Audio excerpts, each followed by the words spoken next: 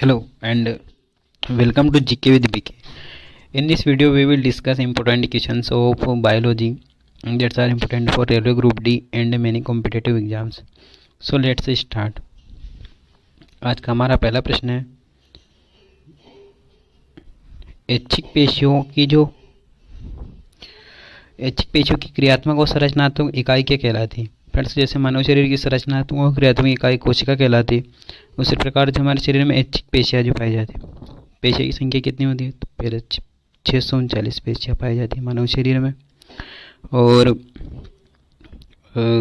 जो ऐच्छिक पेशियाँ होती है लगभग 400 के आसपास ये ऐच्छिक पेशियाँ होती है, बाकी अनैच्छिक और कार्डियक पेशियाँ होती है।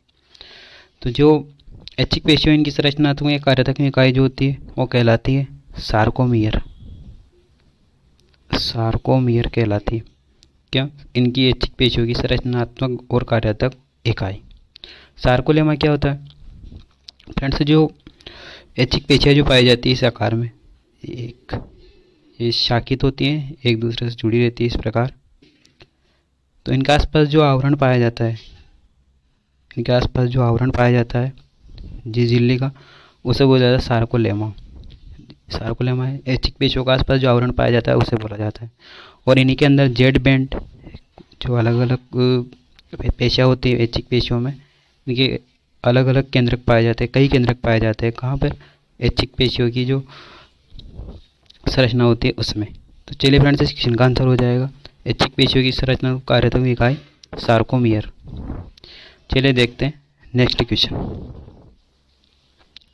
नेक्स्ट हमारा क्वेश्चन है, मानव शरीर की सबसे छोटी मांसपेशी कौन सी है? फ्रेंड्स, इस क्वेश्चन का आंसर होगा जो कान में पाई जाने वाली जो मांसपेशी होती है वो स्टेपिडियस ये होती है, और यह शरीर की सबसे छोटी मांसपेशी होती है। और सबसे छोटी हड्डी जो स्टेपीज होती है ये उसी के पास में पाई जाती है, उसी के पास में पाई जाती है स्टेपिडियस मांसपेशी मसल्स।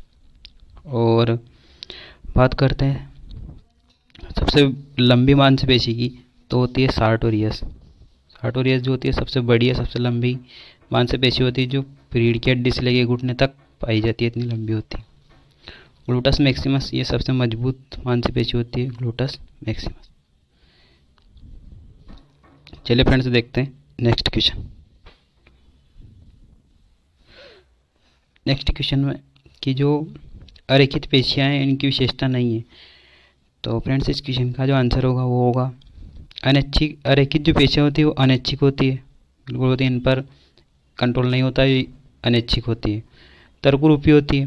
इस प्रकार पाई जाती है अनैच्छिक पेशियाँ। और एक केंद्रीय, तो इनमें एक ही केंद्रक पाया जाता है, जो दिख रहा है ये केंद्रक मैंने बनाया।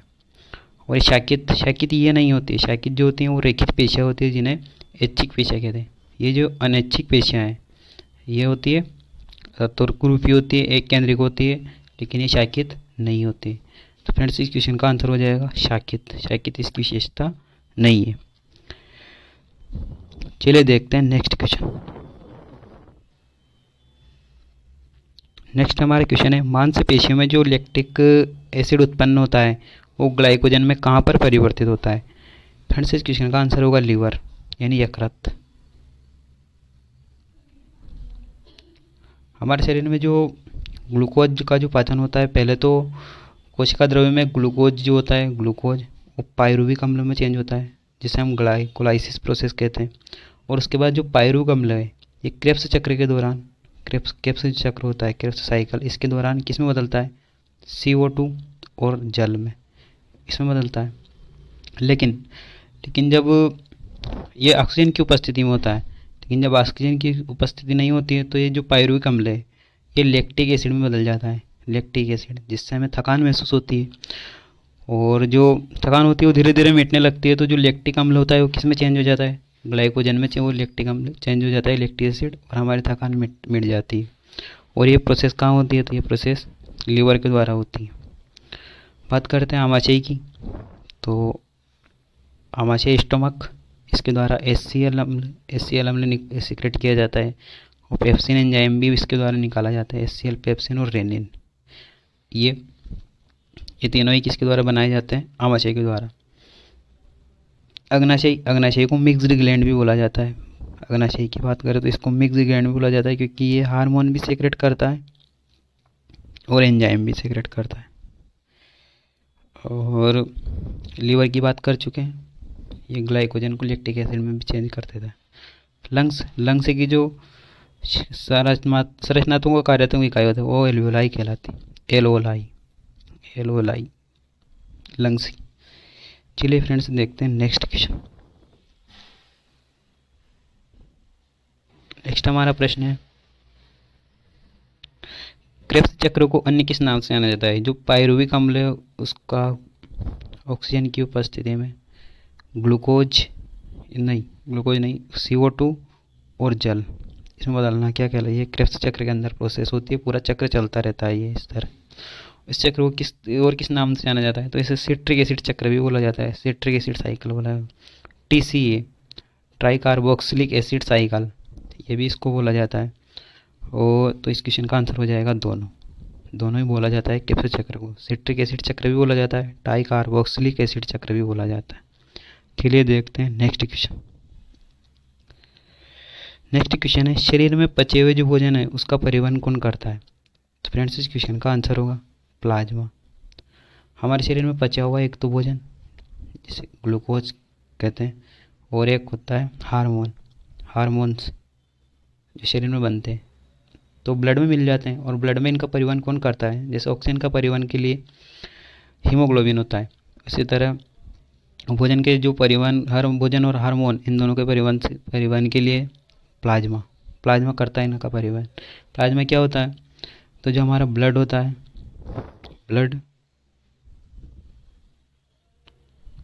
ब्लड का 55 से 60% भाग प्लाज्मा कहलाता है। बात करते हैं ये प्लाज्मा में क्या क्या होता है, तो इसमें 90% तो वाटर होता है प्लाज्मा में, और 10% इसमें कार्बनिक और अकार्बनिक पदार्थ और प्रोटीन से पाए जाते हैं। किसमें? प्लाज्मा में 90% वाटर, 10% में कार्बनिक और अकार्बनिक यौगिक पाए जाते हैं, प्रोटीन पाए जाते हैं, जैसे एल्ब्यूमिन और फाइब्रिनोजेन।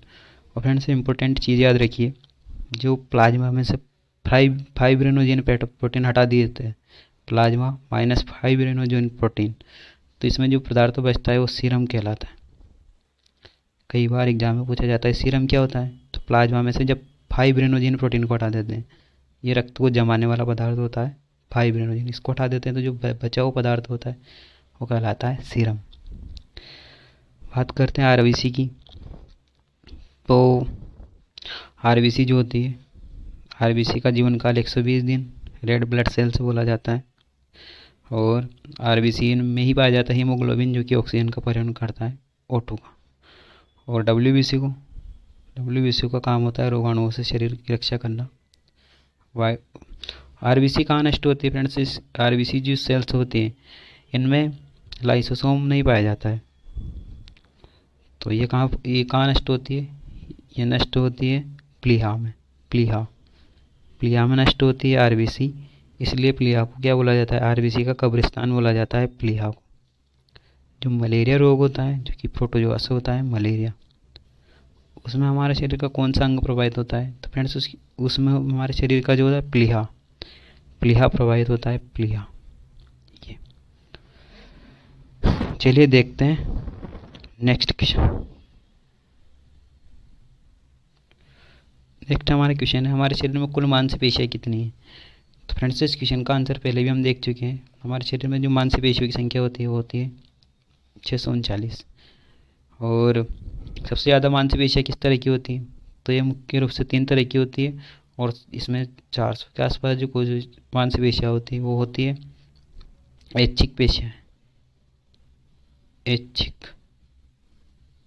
पेशियाँ कहलाती है 400 के आसपास। और जो शेष होती है उनमें अनैच्छिक और हृदय कार्डियक मसल्स होती, अनैच्छिक और शेष में सबसे ज़्यादा ऐच्छिक पेशियाँ पाई जाती। हड्डियों से जुड़ी होती हैं ऐच्छिक पेशियाँ, और अभी इनके बारे में हम पहले भी देखा है। हड्डियों से जुड़ी होती है ऐच्छिक पेशियाँ, और रेखित पेशियाँ भी बोला जाता है इन्हें, और हड्डियों से जुड़ी होती है इसलिए इन्हें कंकाली पेशियाँ भी बोला जाता है। रेखित पेशियों को कंकाली पेशी भी बोला है, रेखित पेशियों को इनको कंकाली पेशियाँ भी बोला जाता है, क्योंकि ये हड्डियों से जुड़ी होती। बात करते हैं 206। तो मानव शरीर में जो हड्डियाँ पाई जाती है कुल वो पाई जाती है, 206 हड्डियाँ पाई जाती है। इसमें से 80 हड्डियाँ तो अक्षीय होती हैं, अक्षीय, और 126 हड्डियाँ होती है उपांगीय। उपांगीय जो शरीर को गति, हाथ और पैर की हड्डियों को बोला जाता है 126 हड्डियाँ होती हैं, और उपांगीय भाग में आती है हाथ और पैर की हड्डियाँ, और अक्ष में पूरे शरीर की हड्डियाँ आ जाती है, बाकी 80 होती। चलिए देखते हैं नेक्स्ट क्वेश्चन। नेक्स्ट हमारा क्वेश्चन है, पुष्पों का अध्ययन क्या कहलाता है? तो फ्रेंड्स इस क्वेश्चन का आंसर होगा एंथोलॉजी कहलाता है। फ्लावर्स की जो स्टडी होती है वो कहलाती है एंथोलॉजी। पेडोलॉजी ये मिट्टी का अध्ययन कहलाता है, वो पेडोलॉजी। पोमोलॉजी फलों का अध्ययन, पोम भी बोला जाता है, फल को जो अंदर को खाने वाले भाग को पोम, इसलिए इसे फलों के अध्ययन को बोला जाता है पोमोलॉजी। और फाइकोलॉजी शैवालों का अध्ययन को बोला जाता है फाइकोलॉजी, शैवालों का अध्ययन फाइकोलॉजी। ओफियोलॉजी बोला जाता है सांप के अध्ययन को, ओफियोलॉजी सांप के अध्ययन को बोला जाता है। चलिए देखते हैं नेक्स्ट क्वेश्चन।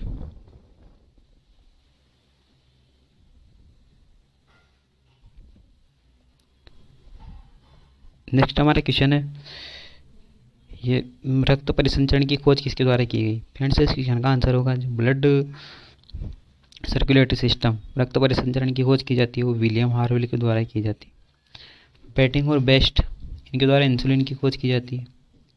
अग्नाशयी जो होता है अभी हमने देखा था, उसकी बीटा कोशिकाओं से निकलता है इंसुलिन, अग्नाशयी की बीटा सेल्स से। और इसकी खोज किसने की? तो इसकी खोज की बेटिंग और बेस्ट ने। फ्लेमिंग इनके द्वारा खोज की गई थी, किसकी? फ्लेमिंग के द्वारा खोज की गई थी पेनिसिलिन की, जो एक एंटीबायोटिक है। और पेनिसिलिन किससे प्राप्त किया जाता है? पेनिसिलिन प्राप्त किया जाता है कवक से। फ्लेमिंग के द्वारा खोज की गई। बात करते हैं जोन्स साल्क, इनके द्वारा पोलियो की वैक्सीन की खोज की गई थी जोन्स साल्क के द्वारा। ये जोन्स साल्क पोलियो की वैक्सीन खोजी गई थी इनके द्वारा। चलिए देखते हैं नेक्स्ट क्वेश्चन। नेक्स्ट हमारा क्वेश्चन है, किडनी के जो चारों ओर जो आवरण पाया जाता है उस झिल्ली को क्या कहलाता है? वह झिल्ली क्या कहलाती है? तो फ्रेंड्स इस क्वेश्चन का आंसर होगा पेरिटोनियम। पेरिटोनियम झिल्ली बोला जाता है। पेरिटोनियम का आवरण पाया जाता है किडनी के चारों। 2 किडनियाँ होती हैं। कार्य क्या होता है? शरीर से जो अशुद्धियाँ जो ब्लड में होती है उनको बाहर निकालना। और पेरिकोर्डियम किसे बोला जाता है? तो पेरिकोर्डियम बोला जाता है जो हार्ट के आसपास, जो हमारा हृदय होता है उसके आसपास जो झिल्ली पाई जाती है, आवरण जिसकी सुरक्षा प्रदान करता है, उसे बोला जाता है पेरिकोर्डियम झिल्ली।